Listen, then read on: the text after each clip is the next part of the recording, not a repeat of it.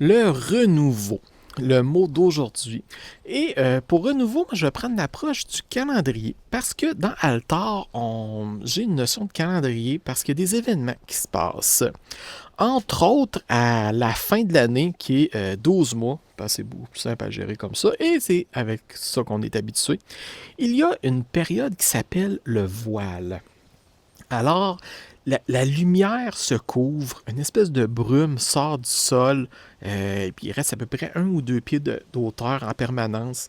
La végétation semble mourir, faner.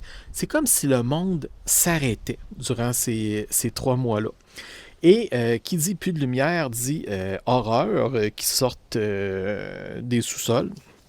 Alors, provenant de l'ombre-terre, il y a des créatures qui se tenaient là, qui font, ben, on va monter en haut. Alors, durant le voile, ces choses-là montent, et là, tout le monde est cloîtré. Là, il se prépare là, quand ça arrive. Le monde vive en reclus. Et un coup que ces 3 mois-là sont sortis, eh bien, on recommence l'année avec le premier mois que j'appelle l'aube.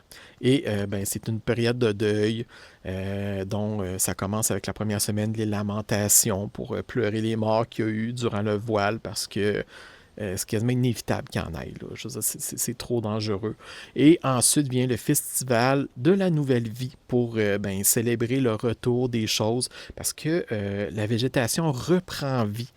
Autant elle semble s'être flétrie et fanée rapidement que la vie reprend en eux là, de manière spontanée.